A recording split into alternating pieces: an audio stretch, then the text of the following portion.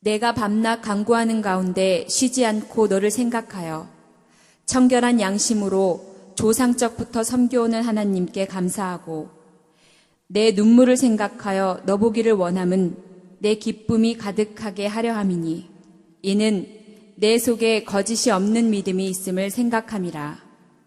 이 믿음은 먼저 내 외조모 로이스와 내 어머니 유닉의 속에 있더니 내 속에도 있는 줄을 확신하노라.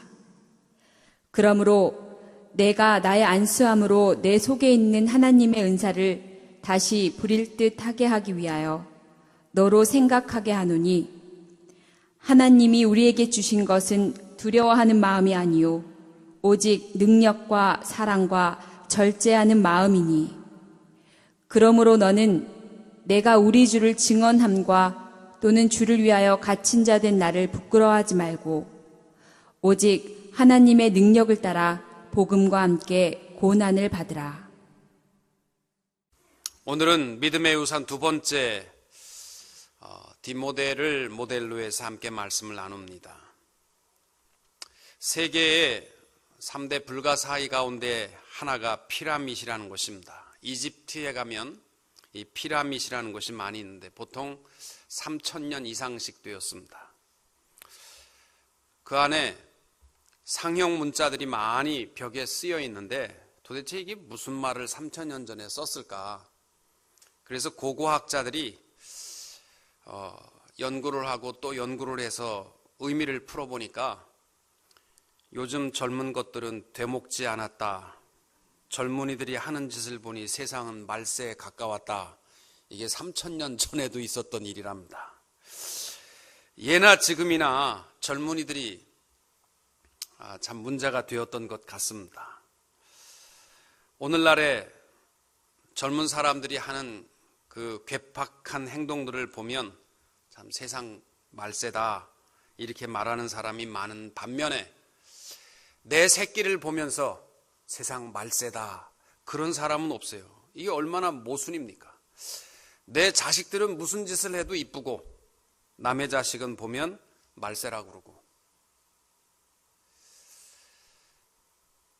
지난번에 어떤 분이 나와서 한밤중에 자기 밖에서 윽억 하면서 막 맞아 죽는 소리 나는데 참 젊은 것들 큰일 났다. 저 어떻게 길에서 저렇게 패고 사람을 저렇게 할 수 있나? 그럼 나가보니까 자기 아들이 죽은 거예요. 자기 아들이 맞아 죽었습니다. 집 앞에서. 실제적으로 있었던 일인데 부모들은요 하나같이 내 자식들은 이뻐 보이고 남의 자식들을 보면 못된 것처럼 느끼는데 이건 모순입니다. 우리가 내 자녀를 위해서 내 가족을 위해서 우리 교회 학교를 위해서 기도하지 않으면요 세상은 점점 더 캄캄해져 갈 수밖에 없습니다. 올 한 해 동안 여러분의 자녀 손마다 가정마다 아름다운 믿음의 유산을 지킬 수 있는 그리고 우리가 첫날부터 말씀을 드리지만 물질의 유산은 또 세상의 유산은 쉽게 줄 수 있는 거지만 믿음의 유산은 평생의 눈물로 줄 수 있는 것입니다. 오늘 말씀에 보면 바른 신앙의 유산을 물려받은 디모데의 모습이 나옵니다. 디모데를 향하여서 사도 바울이 로마 옥중에서 쓴 편지가 디모데 후서입니다. 물론 사도 바울은 로마 옥중에 2번 갇히게 되는데 첫 번째는 주 61년부터 63년까지 갇혔고 2차로 갇힌 것이 66년부터 67년까지 붙들려 있다가 사형을 당합니다. 바울은 첫 번째 옥중에서 옥중 서신을 썼습니다. 에베소서, 빌립보서, 골로새서를 썼습니다. 그러나 이 디모데 후서는 자기의 순교의 시간이 가까운 것을 알고 바울이 유언과도 같이 남긴 최후의 부탁과 같은 말씀이기에 더욱 귀중합니다. 바울은 디모데에게 내가 기억한다. 내게 주어진 그 신앙의 유산. 그랬기 때문에 너는 어떠한 환경에서도 복음의 사명을 기억하고 어떠한 고난이 와도 인내하고 어떠한 시련의 고통 중에서도 용감하게 대처하고 충성스러운 주의 일꾼이 될 수 있는 그 근본적인 힘이 뭐냐? 믿음의 유산이다. 우리의 자녀들이 그렇게 살아가면 얼마나 좋겠습니까? 어떠한 여건에서도 용감하게 살아갈 수 있는 힘, 그 힘이 사도 바울은 믿음의 유산으로 말미암아 이루어졌다라는 것을 디모데에게 깨닫게 하고 있습니다. 오늘 우리가 이 본문의 말씀을 통해서 우리들도 꼭 가져야 할 믿음의 유산을 기억할 수 있기를 바랍니다. 3절에 보니까 청결한 양심으로 조상적부터 섬겨오는 하나님, 그리고 5절에 보니까 거짓이 없는 믿음, 또 외조모 로이스와 내 어머니 유니게 속에 있더니 내 속에도 있도다. 이 두 가지의 아름다운 모습 우리 꼭 갖출 수 있기를 바랍니다. 청결한 양심과 거짓 없는 믿음, 이 두 가지가요 사실은 굉장히 유사한 점이 많습니다.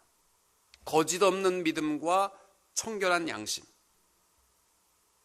바울은 특별히 디모데 전서 1장 19절 말씀에 보시면은 믿음과 착한 양심을 가지라. 어떤 이들이 이 양심을 버렸고 그 믿음에 관하여는 파선하였느니라. 거짓 없는 믿음과 착한 양심을 두 가지를 다 갖추어라. 어떤 사람은 믿음 없는 양심만 가지고 살아가는 사람도 있는데 아무 소용없고, 어떤 사람은 양심 없는 믿음만 가지고 있는데 이것도 소용없다. 그렇게 말씀을 하고 있습니다. 베드로 전서 3장 21절에 보면 물은 예수 그리스도의 부활하심으로 말미암아 이제 너희를 구원하는 편이 곧 세례라. 육체의 더러운 것을 제하여 버림이 아니요 오직 선한 양심이 하나님을 향하여 찾아가는 것이라. 이 선한 양심이, 세례를 받았다고 해서 우리의 모든 신앙의 문제가 다 해결된 것이 아니고, 이 착한 양심이, 선한 양심이 하나님을 찾아가는 것이라, 그렇게 말을 했거든요. 거짓 없는 믿음과 착한 양심의 차이점이 있다면요, 제가 볼 때는 착한 양심은 사람 앞에서의 진실한 모습이고, 거짓 없는 믿음은 하나님 앞에서의 진실한 모습입니다. 여러분, 우리가 세례 받았다고 해서 모든 악으로부터 분리되어진 깨끗한 생활의 사람이 되는 것은 아니지만, 분명한 현상은 우리 마음에 선한 양심이 살아나서 세상 모든 사람 앞에 저 사람은 참 진실하다, 그 모습은요 분명히 우리 가운데 있어야 할 줄로 믿습니다.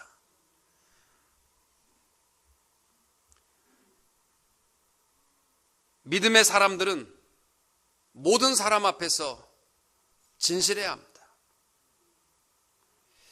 우리나라 전 국민의 4분의 1이 그리스도인이 되었다는 것은 놀라운 하나님의 축복입니다. 그러나 지금 가장 큰 한국 교회의 비극은 신앙은 신앙이고 양심은 양심인 겁니다. 세상에서 세상에 못된 짓 다 하면서 신앙생활을 하겠다고 하는 것은요, 하나님 앞에 나아가는 믿음의 신앙은 아닌 것입니다. 진실한 신앙의 유산을 자녀에게 남기시기 원하시면 모든 사람 앞에서 내가 감당하고 있는 일터에서, 내 이웃과의 관계에서 진실한 그리스도인으로 자녀들에게 그 진실한 삶을 보일 수 있게 되시기를 바랍니다. 불량한 양심으로 조그마한 소득을 얻을지라도 우리 자녀들은요, 그 모습 속에서 더 큰 불량한 제품이 나올 수밖에 없습니다. 왜 그런지 모르지만 시골에서 어떤 분이 그랬대잖아요. 가짜 꿀을 만들면서 설탕 녹여서 꿀을 만들면서 아무리 나 같은 죄인이 찬송을 불러도 그것이 온전한 그리스도인의 모습이 될 수 없다는 것입니다. 또 하나 우리가 가져야 할 것이 거짓 없는 믿음입니다. 착한 양심과 다른 점이 있다면 하나님 앞에서 진실한 겁니다. 거짓말하지 않는 믿음이 아니라 위선적인 거칠애적인 신앙이 아닌 것을 우리는 거짓 없는 믿음이라고 말합니다. 부모는 하나님 앞에 진실해야 합니다. 교회가 신앙 교육의 장소라면 가정은 신앙 교육의 실천 장소입니다. 내 신앙의 겉과 속의 모습을 가장 잘하는 것은 한 식구입니다. 내 아내요, 내 남편이요, 내 가정입니다. 내 자녀들입니다. 외식적인 신앙의 행위가 자녀들에게 비춰주게 되면요, 특별히 하나님 앞에서 거짓되다 하게 되면요, 자녀들은요 험한 길로 나갈 수밖에 없습니다. 지난주에 어떤 분이 새로 오셔서 새가족 식탁에서 밥을 먹는데 저한테 그러더라고요. 목사님 아들이십니까? 예, 그런데요. 보기 드문 목사입니다. 그래요. 좀 굉장히 기분은 나쁘지만, 그래서 왜요? 그랬더니 목사 아들이 어떻게 목사가 됩니까? 요즘 목사 아들도 못 됐는데요. 그렇게 얘기를 했어요. 내가 그분이 무슨 말을 하려고 하는지 의미는 알아요. 목사의 자녀들이요, 신앙의 탈선의 길을 걷기가 굉장히 쉽습니다. 먹고 살기 힘들어서 신앙의 탈선의 길을 걷는 것은 아닙니다. 저도요, 한국에서 우리 아버님 목회할 때 교회 지하실에서 살았습니다. 제 방이 기도실이고 그게 내 방입니다. 그래서 토요일 날 저녁 때 되면요, 정말 중요한 것은 다 구석에다 감춰놔야지, 아니면 가방채 이렇게 놔두면요 필통에 연필이 하나도 없습니다. 월요일 날 학교 가려고 보면 필통에, 그때는 볼펜 연필이 귀하니까 없으니까 일단 쓰고 넣어놔야지, 그러고 다 쓰시고는 없어요. 책도 없고 노트도 일단 종이가 없으면 일단 갖다 쓰고 하니까, 그래도요 목사 아들이라서 이것 때문에 화내고 그런 사람은 없습니다. 괜찮아요. 목회하는데 자녀들이 고생하고 그런 거 힘들고 그런 건 없습니다. 그런데 언제가 힘든 거냐면, 우리 아버지가 혹시 위선자가 아닌가, 이중인격자가 아닌가, 이렇게 생각될 때는요 너무너무 힘든 겁니다. 저는요, 우리 아버님은요 정말로 진실한 분입니다. 그런데 강단에서 여러분, 사랑으로 자녀를 양육하셔야 됩니다. 여러분, 자녀에게 정말 사랑으로 양육하셔야 됩니다. 그리고 우리한테 화를 내면요, 우리 아버지 혹시 이중인격자 아닌가, 이런 생각이 든다고요. 또 여러분, 모든 사람 앞에 사랑으로 대하십시오. 용서하십시오. 그렇게 하고, 옛날에 목사님들 대상으로 사기치는 사람들이 얼마나 많은지 몰라요. 우리 집에도 많이 봤습니다. 제가, 목사님 계십니까? 저는 저 시골 어디서 온 아무개 장로입니다. 꿀 2병 갖고 와서, 내가 아무개를 만나기로 했는데 그 장로가 나타나지 않아서 집에는 가야 되겠는데 차비가 없어서, 이건 목사님 특별히 드릴 테니까 여비만 주십시오. 우리 아버님이 꿀 도사입니다. 잡서, 이놈의 새끼 어디서 사기치고 목사들 대상으로 사기치고 있냐고 막 소리치면, 나는 어렸을 때 우리 아버지가 우리 사랑이 없나, 저는 그렇게 생각을 했어요. 우리 아버님은요, 목사님들 대상으로 해서 사기치는 사람들을 막 화내고 욕하는 거 보면 그게 저는 싫었어요. 지금은 다 제가 이해를 합니다. 그러니까 목회자의 자녀가 아버지의 말씀과 삶에 조금만 다른 점이 보이기만 하면요, 혹시 이중적인 우리 아버지 모습이 아닌가, 이렇게 되면 엄청난 탈선의 길을 갈 수밖에 없습니다.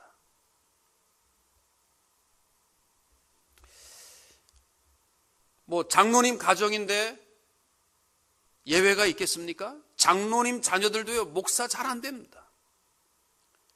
장로님 집에 술병이, 양주병이 가득해서 그걸 자랑으로 삼는다면 그 자녀가 그거 보고 어떻게, 우리 아버지는 삶과 또 신앙과 다르다, 하나님 앞에 신실하지 못하다, 그러면 끝나는 겁니다.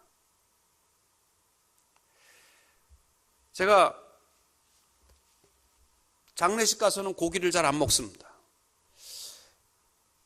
한 오래전에 우리 온유 집사님이 중학교 1학년 때인 것 같아요. 장례식 가서 막 울고 장례식을 하고 자기도 너무 많이 울었어요. 그렇게 하고 끝나고 나서 뷔페집 가서 고기를 내가 너무 맛있게 먹었는 것 같아요. 웃으면서. 작은 아버지는 이중인격자라는 거예요. 어떻게 바로 전까지 그렇게 눈물 흘리고 슬퍼하면서 먹는다는 게 이해를 할 수 없다는 건데, 그것도 희낙낙하면서 너무 맛있게 먹어서 어떻게 그럴 수 있느냐. 제가 미안하다고 그랬어요. 미안하다. 내가 할 말이 없다. 그 다음부터는 제가 장례식 끝나고 오면 굉장히 심각하게 먹습니다. 심각하게.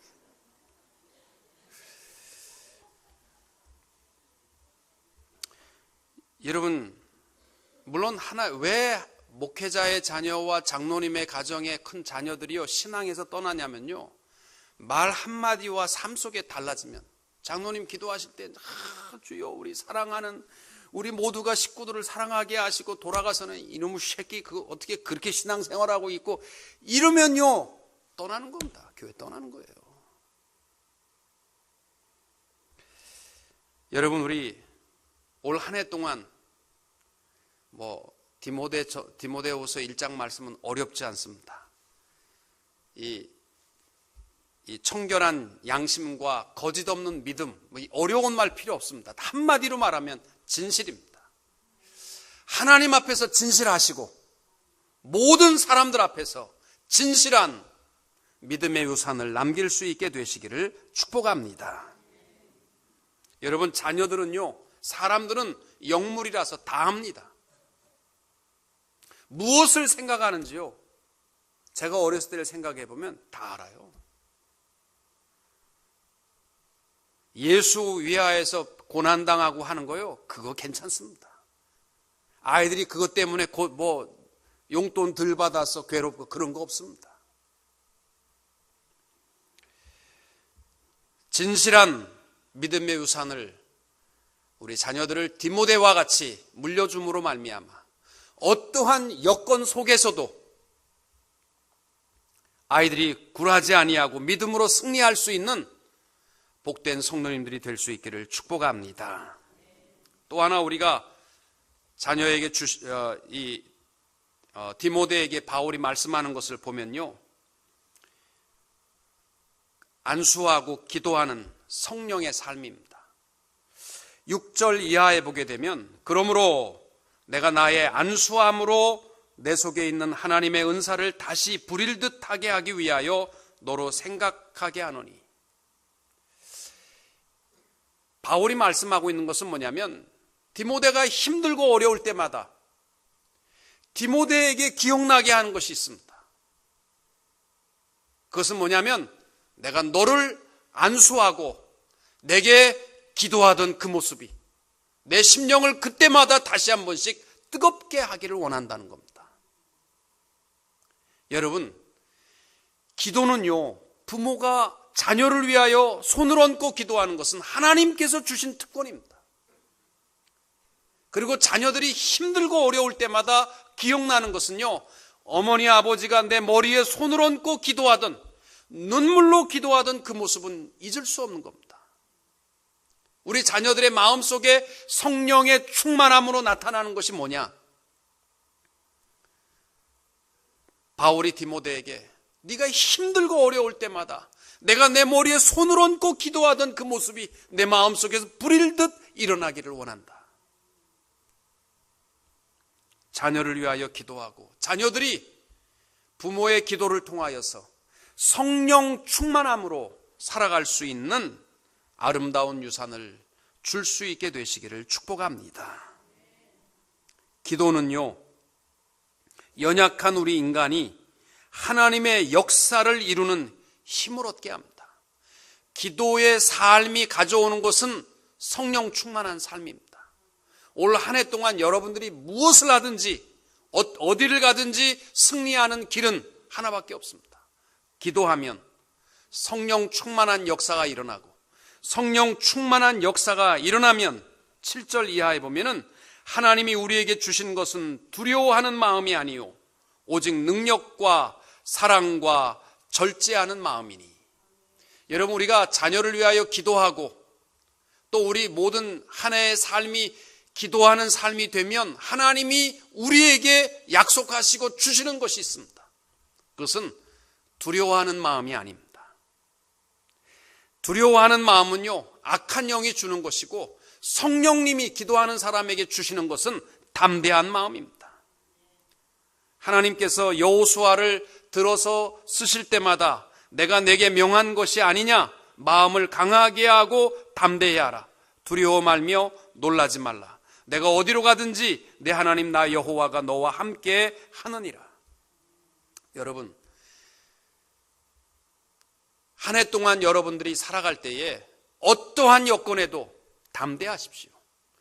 그건 담대하자 그래서 되는 것이 아니라, 오늘 여러분 하나님 앞에 엎드려서 내 힘으로 살지 아니하고 어머니 아버지가 나를 위해서 기도하던 그 모습 돌아볼 수 있기를 바랍니다. 끝없이 나를 위하여 눈물로 기도하던, 새벽마다 기도하는 그 어머니의 기도, 그 아버지의 기도, 그리고 내가 엎드려 기도할 때 주시는 그 성령의 힘으로 말미암아 두려워하지 아니하고 담대하게 한 해를 승리하며 살아갈 수 있게 되시기를 축복합니다. 하나님이 주시는 것은 두려워하는 마음이 아닙니다. 에베소서 3장 16절에도 보면 그 영광의 풍성을 따라 그의 성령으로 말미암아 너희 속사람을 능력으로 강건하게 하옵시며, 성령님이 주시는 것이 담대함입니다. 빌립보서 4장 13절에도 내게 능력 주시는 자 안에서, 이 뭐예요? 성령님의 역사하심이 내가 모든 것을 할 수 있느니라. 한 해 동안 이 믿음으로 담대하게 살아갈 수 있게 되시기를 축복합니다. 제가 볼 때 그런 것 같아요. 요만한 근심이 생기지도 않았는데 불구하고요, 우리는 미리 벌벌 떨어가지고 이렇게 되면 어떡하나, 이 두려움이 앞장설 때가 많습니다. 저희 집사람도 그런 부류 가운데 하나인데, 일이 일어나지도 않았는데 밤잠을 못 자고 괴로워해. 그러면 여보 왜 그래? 이렇게 혹시 이런 일이, 여보 그런 일 없으니까 걱정하지 말어. 제가 늘 그렇게 얘기합니다. 여러분, 한 해 동안 우리 두려워하고 가슴 조마조마하고 이렇게 살아가지 않기를 원하시면 우리 하나님 앞에 맡기십시오. 하나님, 나는 연약하지만 성령 하나님 나와 함께 하사 두려워하지 않고 담대하게 살아갈 수 있기를 축복합니다. 여러분, 세계 제2차 대전 때에도요, 전쟁에 나가서 총탄에 맞은 군사가 30만 명이고, 미국에서 이 자녀들이 전쟁에 나가서 이 가슴 쓸어 내리면서 두려워하고 고민하면서 심장마비로 죽은 사람이 100만 명이랍니다. 그러니까 총탄 맞아 죽은 사람보다 두려워하면서 죽는 사람이 훨씬 많습니다. 한 해 동안 여러분 힘으로 살지 말고 성령 안에서 우리에게 주시는, 하나님이 주신 것은 두려워하는 마음이 아닌 것으로 기억하시고, 내 마음이 가슴이 두근두근할 때마다 사탄아 물러가라, 하나님이 주시는 믿음은 담대한 것이다 라는 것을 기억하고 살게 되시기를 축복합니다. 또 성령님이 주시는 마음은 사랑입니다. 오직 능력과 사랑. 내 마음에 미워지거든 욕심과 정욕의 악한 영이 내 마음에 있는 줄로 기억하시면 됩니다. 성령님이 주시는 마음은 사랑입니다. 갈라디아서 5장 22절에도 보면 성령의 열매에 대해서 말씀할 때 오직 성령의 열매는 사랑과 희락과 9가지 열매가 나오지만은 다 합쳐서 한 가지로 말하라면 사랑입니다. 성령의 열매는 사랑이다. 여러분 살아가면서 내 마음이 괴롭고 미워지고 속상하고 그러거들랑 성령 하나님, 내 기도를 들어주시는 하나님, 성령 하나님이 역사하셔서 하나님이 역사하시면 내 마음이 사랑으로 이루어지게 될 줄로 믿습니다. 성령을 따라 감당하는 교회의 봉사는 바로 이 사랑하는 마음입니다. 여러분 사랑보다 강한 힘은 없습니다. 한 해 동안 여러분들이 풍성한 승리를 이루시기 원하시면 사랑으로 감당하십시오. 여러분의 일터도, 여러분에게 주어진 하루 24시간도, 여러분의 교회의 봉사도, 여러분에게 맡겨진 직분도 사랑으로 감당하면 위대한 열매를 맺을 수 있습니다. 사랑하지 않으면요, 다 귀찮습니다. 다 짜증나고 다 밉습니다. 저는 그래요. 여자들이 처녀 때 바퀴벌레만 나타나면 기겁을 하고 도망가지만 이게 어머니의 사랑을 가진 다음부터는요, 바퀴벌레가 나타나도 손바닥으로 그냥 내려치지 않습니까? 이게요, 자녀를 사랑하는 마음이요, 여성을 강하게 만듭니다. 죄는 우리를 두렵게 하지만 사랑에는 두려움이 없습니다. 요즘 그런다고 그래요. 고아원에서 자라는 아이들이요, 어쩌면 여러분보다 훨씬 더 풍요롭게 살아가는 것 아십니까? 고아원 요새는요, 모자란 거 없답니다. 개인 방 다 하나씩 주지요.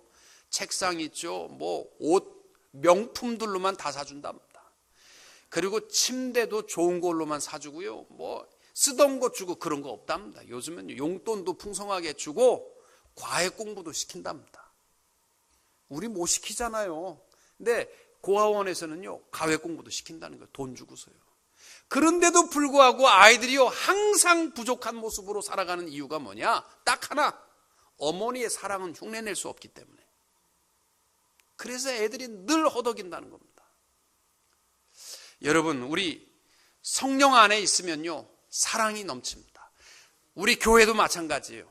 사랑 없으면요, 교회요, 이건 모래알같이 다 무너져 버리고 맙니다. 사랑으로 합시다. 하나님, 성령 안에서 사랑으로 내 주어진 일을 감당함으로 놀라운 열매를 맺을 수 있기를 축복합니다. 성령님이 주시는 또 하나의 힘은 절제입니다. 오늘 디모데에게 주는 말씀이, 하나님이 우리에게 주시는 마음은 사랑과 오직 능력과 사랑과 절제하는 마음이라. 성령 안에서 우리에게 주시는 마음은 이 절제하는 마음입니다. 마지막 때에 성도들에게 꼭 필요한 마음이 절제하는 마음입니다. 말에도 좀 절제합시다. 생각에도 절제합시다. 내가 이 말을 하게 되면 얼마나 큰 고통이 올까를 좀 생각하고, 서로가 하나님을 두려워하는 마음을 가질 수 있게 되기를 바랍니다. 이 절제라는 말은요, 쉬운 말로 하면요, 절제가 뭔가 하나님 두려워하는 마음입니다. 말에나 행실에나 하나님을 두려워하는 마음, 이 마음 가지고 한 해 동안 우리 생각으로만 그래 성령 충만한 삶을 살자 그러지 마시고, 성령의 삶은 능력의 삶, 두려워하지 않는 삶이요, 사랑의 삶이요, 절제하는 삶이라는 것을 기억하고 올 한 해 동안 성령 안에서 승리하는 성도님들이 되시기를 주님의 이름으로 축원합니다. 기도하겠습니다. 하나님 아버지, 우리 모두가 다 올 한 해 동안 모든 사람들 앞에서나 하나님 앞에서 진실하기를 소원합니다. 진실한 삶을 통하여 하나님의 영광이 되게 해 주시옵소서.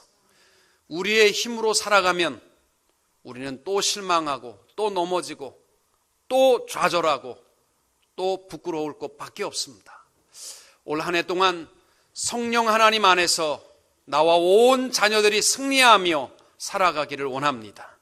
성령님이 주시는 그 능력과 그 사랑과 그 절제하는 마음 가지고 한 해 동안 많은 열매를 맺으며 살아가는 성도들이 되게 하여 주시옵소서. 오늘 신년 새벽 둘째 날 하나님 앞에 나온 자마다 주 앞에 부르짖는 것마다 역사하여 주시옵시고 기도하는 자마다 성령의 충만함을 베풀어 주시옵소서. 주 예수 그리스도의 이름으로 기도하옵나이다. 아멘.